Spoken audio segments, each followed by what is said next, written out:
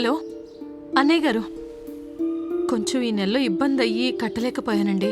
వచ్చే నెలలో 2 కలిపి కట్టేస్తాను.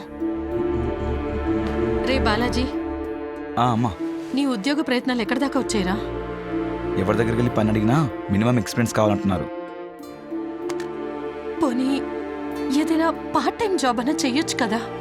ఇంట్లో చాలా ఇబ్బందిగా ఉంది. అమ్మా, ఈ రోజుల్లో డెలివరీ బాయ్గా చేయాలన్నా కంపల్సరీ బైక్ కావాలమ్మా. ఏదైనా సెకండ్ హ్యాండ్ బైక్ అయినా తీసుకోవచ్చు కదరా.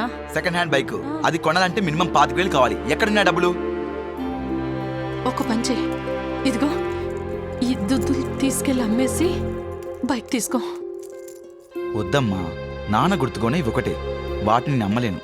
అమ్మొద్దురా, ఎక్కడన్నా తాకట్టు పెట్టి డబ్బు తెచ్చి బైక్ తీసుకో. నువ్వు దేనిలో ఒక దానిలో జాయిన్ అయిన తర్వాత అప్పుడు ఇడిపించి నా కమ్మలు నాకు తెచ్చివ్వు, సరేనా?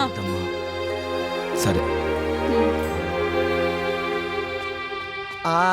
ఈ బైక్ చూడరా మామయ్య, NS 200 చాలా బాగుంది. ఒక నిమిషం ఫోన్ చేస్తా. నేను మాట్లాడతాను. హలో, రవి గారా అండి? అవునండి. అదే OLXలో 50,000 బైక్ 25,000కే పెట్టారు, నిజమేనండి? అవును భయ్యా, నేను CRPFలో పనిచేస్తున్నాను. నాకు హైదరాబాద్ నుంచి ఢిల్లీకి ట్రాన్స్ఫర్ అయింది. నేను 3 డేస్లో వెళ్ళిపోవాలి. అందుకే బైక్ అర్జెంటుగా అమ్మేయాల్సి వస్తుంది. మీకు కావాలంటే ఇమ్మీడియట్గా అడ్వాన్స్ పే చేయండి.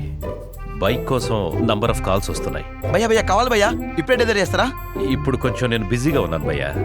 ఒక 10,000 పే చేస్తే ఈరోజు సాయంత్రమే మీకు పార్సల్ చేస్తాను. ప్రూఫ్ కోసం నా ఆధారు, నా జాబ్ ID సెండ్ చేస్తాను.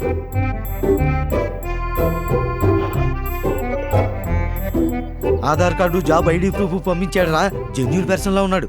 మళ్ళీ మిస్ అయిపోతాము. ముందు డబ్బులు ట్రాన్స్ఫర్ చేసేయి. 10,000 కొట్టే చెప్తా నా నెంబర్కి. కుట్టు. ఓకే, కొట్టేసాను మామయ్య.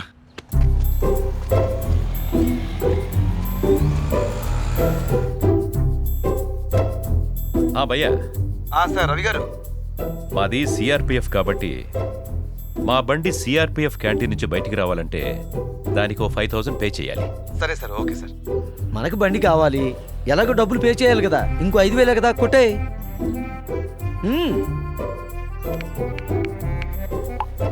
కొట్టేసాను మామయ్య. ఇప్పుడు మామయ్య ఒక నిమిషం.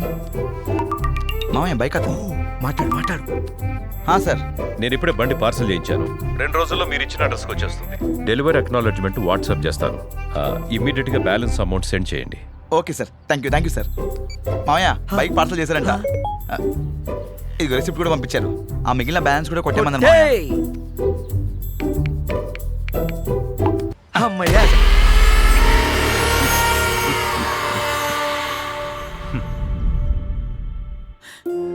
ఎంత పని చేసావురా. CRPF అధికారని చెప్తే నమ్మానమ్మా. బైక్ పార్సల్ చేస్తారని చెప్పి డబ్బులు మొత్తం కాజేశారు. కష్టపడి రెక్కలు ముక్కలు చేసుకొని సంపాదించిన సొమ్మునంతా ఇలాంటి వాళ్ళు వచ్చి రాబందుల్లా కాజేస్తున్నారు. వదలకూడదు, వాళ్ళని ఊరికి వదలకూడదు. పోలీస్ కంప్లైంట్ ఇవ్వాల్సిందే.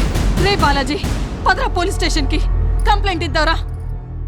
సోషల్ మీడియాలో గవర్నమెంట్ ఆఫీషియల్స్ అని చెప్పి మీకు ఫేక్ ఐడీస్ ప్రెజెంట్ చేసి మిమ్మల్ని మోసం చేయడానికి ట్రై చేస్తారు. మీకు తక్కువ రేట్కి ఇస్తామని చెప్పి ముందే మీ డబ్బులు తీసుకొని లాస్ట్కి ఆ వస్తువే మీకు పంపించకుండా మోసం చేస్తారు. జాగ్రత్తగా ఉండండి. మీకు ఫ్రాడ్స్ అని ఏ మాత్రం డౌట్ వచ్చినా సైబర్ క్రైమ్ నంబర్కి వెంటనే కాల్ చేయండి.